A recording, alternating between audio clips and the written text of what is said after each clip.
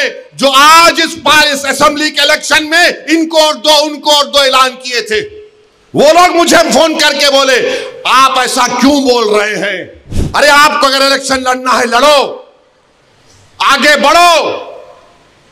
सिर्फ बैठकर ऐलान करने से नहीं होता, इलेक्शन लड़ो, मालूम होता आपको कैसे वोट हासिल करना पड़ता है। मगर यह क्या बात है कि इलेक्शन आएगा इनको और दो उनको और दो। अरे आप लड़ो, आप नहीं लड़ सकते तो अपने दामाद को लाओ, चलो।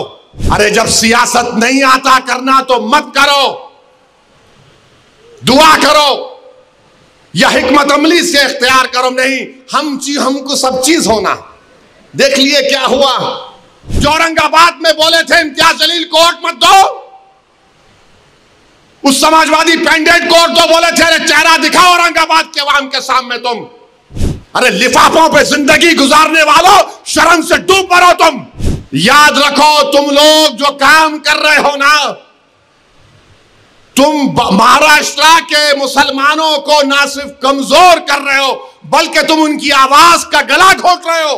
सर्वे क्यों किया जा रहा है? ज्ञानवापी मस्जिद में वजू खाने को सील हो गया, ज्ञानवापी मस्जिद के जुनूबी तरफ हमारे पास नहीं है, वक्फ की जायदाद नहीं है, वो क्या क्या करेंगे आप? और जब बाबरी मस्जिद का फैसला आया था, मैं पुकार कर कह रहा था ये गलत फैसला है, इसके बाद बहुत सी चीजें खुलेंगे। तो मेरे खिलाफ ये वही लोग हैं जो आज इस असेंबली के इलेक्शन में इनको और दो उनको और दो ऐलान किए थे, वो लोग मुझे फोन करके बोले आप ऐसा क्यों बोल रहे हैं?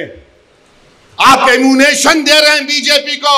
मैंने कहा हजरत दामन बरकाता हूं, जजमेंट आप पढ़ो, ये जजमेंट तमाम चीजों को खोल देगा।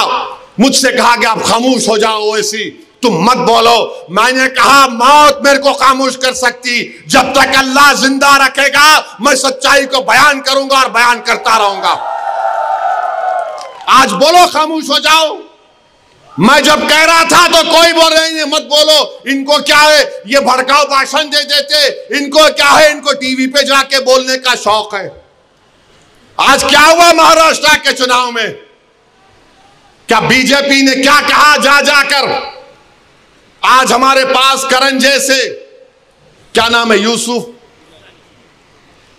पुंजानी आकर तकरीर करके गए, मैं इलेक्शन जीतने का हार गया। उन्होंने कहा कि बीजेपी ने पूरे महाराष्ट्र में प्रचार कर दिया कि फतवा जीतेगा या भगवा जीतेगा। बताओ ये कौन है लोग? अरे आपको अगर इलेक्शन लड़ना है लड़ो, आगे बढ़ो। सिर्फ बैठकर ऐलान करने से नहीं होता, इलेक्शन लड़ो, मालूम होता आपको कैसे वोट हासिल करना पड़ता है। एक आलिम दीन मुफ्ती इस्माइल आपके सामने जो इलेक्शन लड़ रहा भी है, मिंबर रसूल पर आपको अच्छाई को बयान भी करता है और चुनाव भी लड़ता है। मगर यह क्या बात है कि इलेक्शन आएगा इनको और दो उनको और दो। अरे आप लड़ो, आप नहीं लड़ सकते तो अपने दामाद को लाओ, चलो लड़ो ना। क्यों नहीं रोकना? नहीं, हम इनको बोलेंगे उनको बोलेंगे।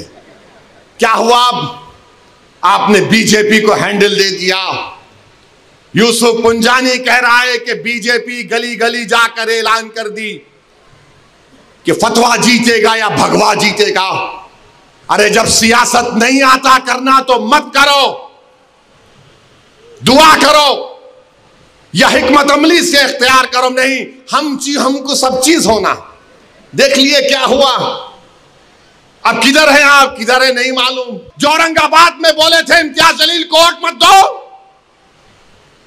उस समाजवादी कैंडिडेट को वोट दो, बोले थे अरे चेहरा दिखाओ औरंगाबाद के अवाम के सामने तुम। अरे लिफाफों पे जिंदगी गुजारने वालों, शर्म से डूब मरो तुम। मेरे घर को आए थे हैदराबाद को, बगैर बोले मेरे घर को आए। मैं वक्फ के बिल की मीटिंग में जा रहा था, पलट मेरा गार्ड फोन करा के साहब इतने लोग आए, मिला। घर पे आए तो मैंने कहा कि मेरा घर इतना बड़ा नहीं है, आप लोग 20 लोगों को ले लीजिए। 20 लोगों को बिठाया, वो बात करे, मैं बात करा, लेटर लिख के दिए, इनको टिकट दो, मला मैं गौर करूंगा।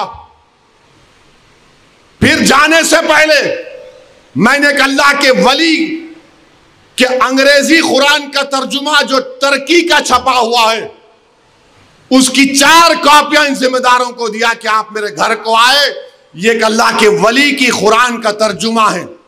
एक एक के हाथ में दिया तो औरंगाबाद जाके बोले हम घर को गए थे, हमारे को चाय तक नहीं पिलाए। अरे आप पहले से बोल देते तो नान खलिया खिला देता मैं आपको।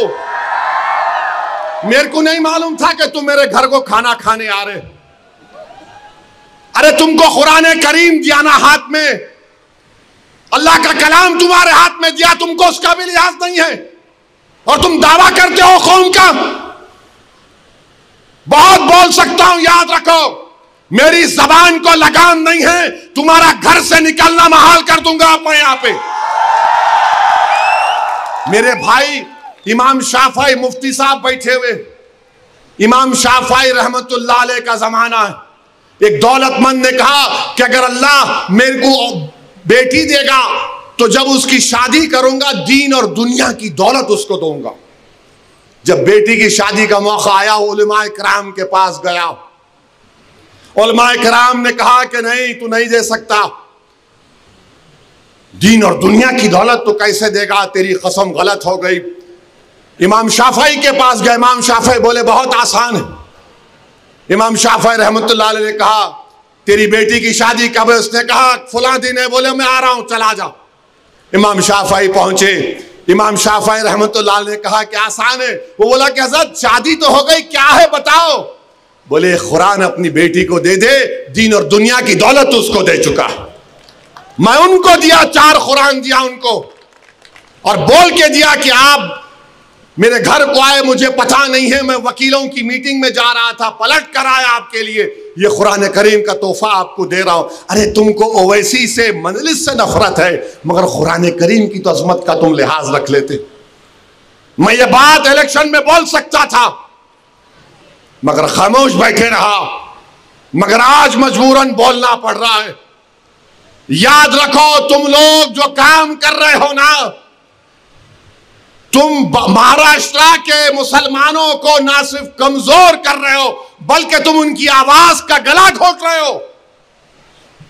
अरे तुम इलेक्शन लड़ो, हम तुम्हारी तायीद करने को तैयार हैं। कब तक तुम ये सियासत करोगे?